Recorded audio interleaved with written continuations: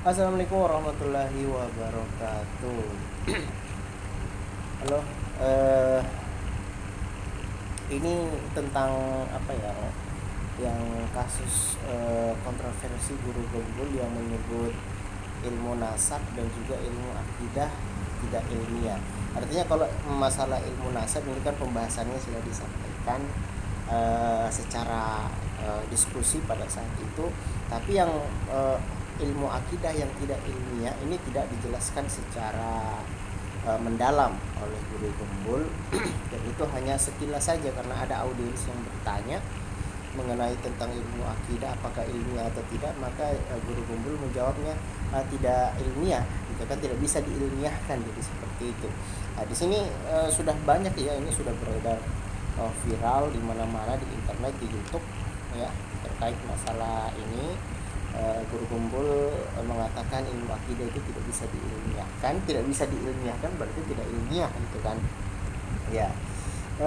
Tentu dengan kapasitas pengetahuan guru gembul tentang metodologi yang ia sudah pelajari, sehingga menetapkan bahwa ilmu akidah itu tidak ilmiah ya. Tapi tentu ini menyulut begitu banyak respon dari para pembelajar, para guru-guru yang lain, para orang-orang yang mengkaji ilmu akidah dan lain sebagainya ya, itu mempertanyakan kenapa bisa metodologinya metodologi yang ada tidak bisa mengilmiahkan daripada ilmu akidah itu sendiri ya. Tapi di sini juga saya sedikit ikut nimbrung terhadap persoalan ini ya. Ya, ini dari perspektif saya dan tentunya yang kita dengar itu kan dari perspektif guru gembul. Kemudian Pak Guru diberikan reaksi respon kepada para aktivis, para pembelajar juga yang mempelajari atau yang memahami metodologi yang mungkin agak sedikit berseberangan dengan apa yang disampaikan oleh Pak Gembul ya. Nah, jadi saya juga mau ikut nimbrung di sini ya, ingin menyampaikan apa yang saya pahami tentang metodologi. Sebenarnya begini, siapa sih yang menggagas metodologi ilmiah itu yang pertama kali ya dalam suatu disiplin ilmu, dan disiplin ilmu apa itu sebenarnya ya. Jadi metodologi ilmiah itu pertama kali dikembangkan oleh Francis Bacon ya, Bacon di sini tulisannya, itu pada abad yang ke-17. Nah, Bacon ini kan adalah seorang filsuf, seorang ilmuwan Inggris yang dikenal merupakan salah satu pendiri metode ilmiah modern yang saat ini yang masih dipakai, dan dia mengemukakan prinsip-prinsip empirisme dan juga induksi atau eksperimen ya. Artinya di sini ada dua prinsip ya dalam metode ilmiah Francis ya Bacon, yaitu adalah empiris dan induksi atau eksperimen. Jadi Francis Bacon ini dan metode ilmiahnya ya dia gunakan cuma dua prinsip, yaitu untuk disiplin ilmu pengetahuan alam ya, sebagaimana ya dikemukakan dalam karyanya yang berjudul Novum Organum ya, yang terbit pada tahun 1620, di mana ia memaparkan prinsip-prinsip dua ini ya, empiris dan juga eksperimen ya. Jadi seperti itu.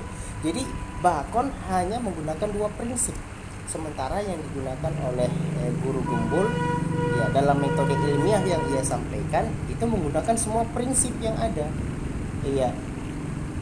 Prinsip yang disampaikan oleh guru gembul pada saat itu empiris, objektif, ada eksperimen, ada sistematis, ada verifikasi ya, jadi ada lain sebagainya yang disebutkan pada saat itu banyak sekali. Artinya guru gembul itu ini menyebut semua prinsip-prinsip yang ada ya, sehingga dikatakan ilmiah. Padahal Francis Bacon hanya menggunakan dua prinsip, tapi itu juga dikatakan sebagai metode yang ilmiah. Jadi sebenarnya pertanyaannya adalah siapa sebenarnya yang mewajibkan ya memasukkan semua prinsip-prinsip dalam metode ilmiah ya. Metode ilmiah ini banyak prinsipnya, siapa yang mewajibkan itu semua ya. Artinya tidak ada yang mewajibkan, tidak ada yang memiliki otoritas tunggal pada saat itu yang mewajibkan. Artinya prinsip-prinsip itu diterima secara konsensus ya oleh komunitas-komunitas para pembelajar, para ilmuwan yang selama berabad-abad. Kemudian para ilmuwan ini merumuskan prinsip dan meletakkan dasar-dasarnya. Ini dasar-dasarnya, meletakkan dasar-dasarnya, kemudian diadopsi secara universal, kemudian dijadikan sebagai dasar untuk penelitian. Itu pun dipilah-pilih sesuai dengan bidang studi, tidak semuanya digunakan. Tapi kenapa Pak Guru Gembul ini justru menyebutkan semuanya, menyebutkan semua prinsip itu, sebagaimana Francis Bacon hanya menggunakan dua prinsip saja ya. Jadi siapa yang buat prinsip itu? Ya jelas orang ya. Karena apa? Karena dia sudah menguasai ilmu pengetahuan, sehingga ketika ia sudah sangat menguasai ilmu pengetahuan, bagaimana supaya orang-orang setelahnya ini bisa paham daripada ilmu pengetahuan ini, maka dibuatlah itu tadi prinsip-prinsip itu ya. Cara mengkajinya itu bagaimana sehingga ketika mereka orang-orang mempelajari itu bisa paham. Kan ada metodenya, ada caranya ya. Jadi sebenarnya metode itu digunakan untuk supaya kita bisa paham ya tentang pengetahuan yang akan dipelajari tadi gitu kan. Di sini Bacon untuk disiplin ilmu pengetahuan alamnya itu menggunakan dua prinsip saja ya. Tidak semua prinsip dipakai, tapi tetap disebut sebagai metodologi ilmiah ya. Artinya setiap disiplin ilmu itu punya metode ilmiahnya sendiri ya. Artinya punya prinsip-prinsip sendiri ya. Ini untuk ilmu pengetahuan atau ilmu-ilmu yang basisnya eksak gitu ya. Nah, kemudian secara umum metode ilmiah ini sebenarnya prinsip-prinsip yang disebutkan oleh Pak Gembul itulah sebenarnya secara umum. Artinya ketika melakukan suatu kajian ilmiah, maka prinsip-prinsip itu secara umum digunakan. Akan tetapi tidak semua digunakan, dan secara khusus kembali kepada disiplin ilmu masing-masing. Contohnya seperti ini ya. Sepertinya dalam ilmu akidah ya yang dibahas oleh Pak Gembul pada saat itu dalam ilmu akidah, dalam konteks ilmu teologi dan juga ilmu akidah, metode ilmiah ini sudah lahir sejak zaman kuno, dari dulu sudah ada ya, tetapi lebih bersifat revelasional ya dan juga rasional ya. Ini prinsipnya. Kalau dalam ilmu akidah ada dua, yaitu revelasional dan juga rasional berdasarkan teks-teks suci dan penalaran logis ya. Al-Imam Ghazali salah satu di antara teolognya, dan juga para teolog-teolog yang lain yang berkontribusi dalam pengembangan metodologi dalam konteks keagamaan dan juga filsafat. Nah, kemudian disiplin ilmu yang lainnya yang dikatakan ilmiah artinya memiliki metodenya sendiri ya, memiliki prinsipnya sendiri ya, seperti ilmu sosial. Dalam ilmu sosial, psikologi, ekonomi, metode ilmiah yang menggabungkan pendekatan kuantitatif ya, ada survei, ada statistik, dan juga kualitatif, ada wawancara, ada juga studi kasus gitu ya.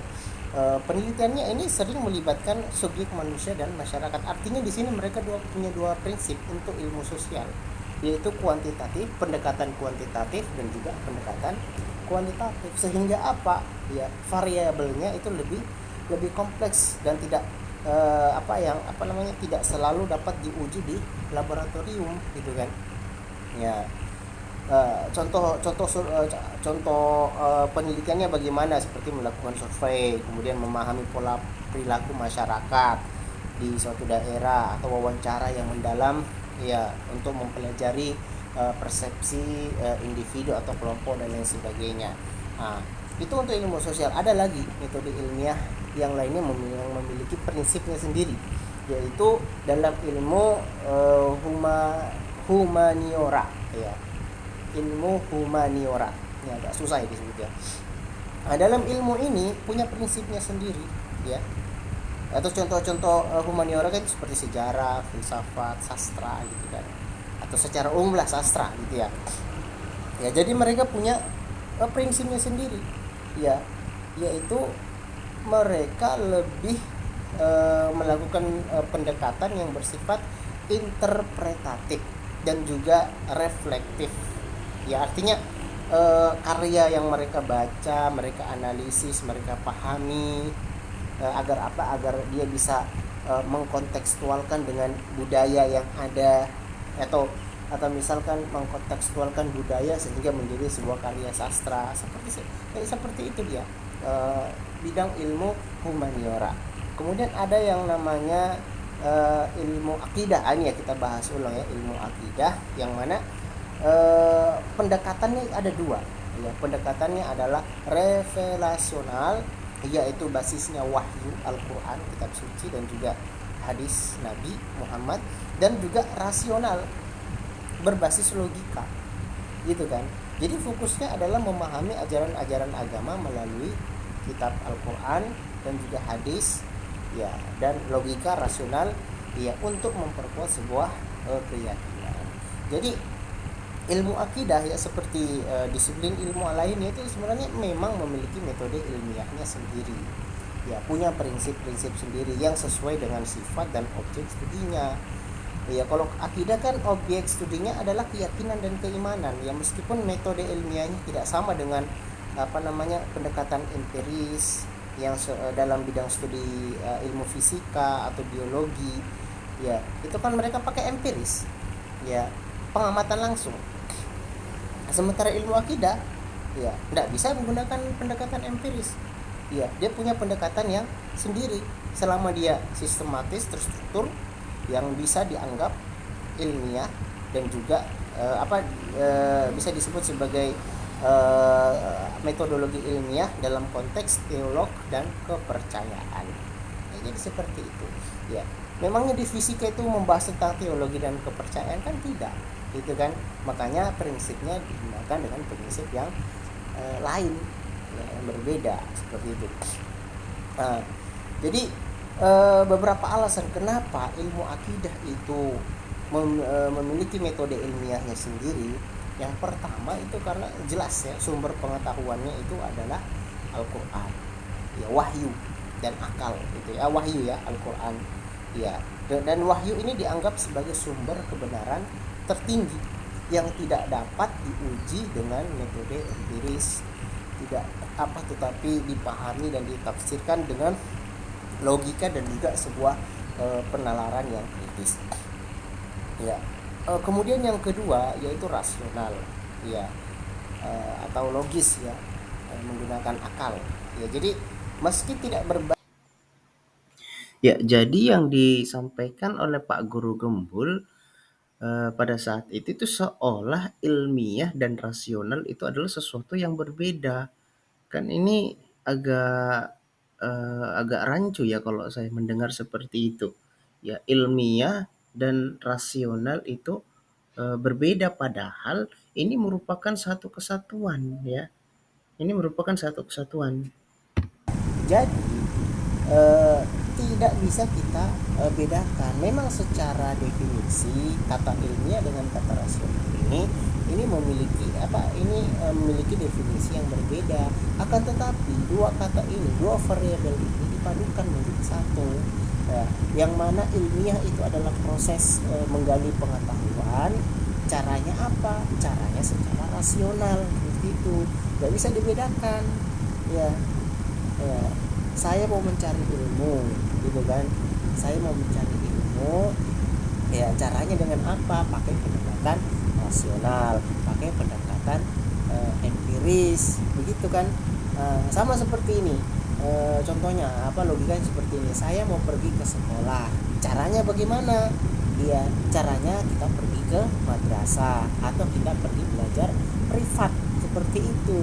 Jadi memang dua kata ini berbeda, akan tetapi dua ini saling berhubungan, dan ini menjadi satu kesatuan karena dua variabel yang disatukan, yang dipadukan menjadi satu kalimat.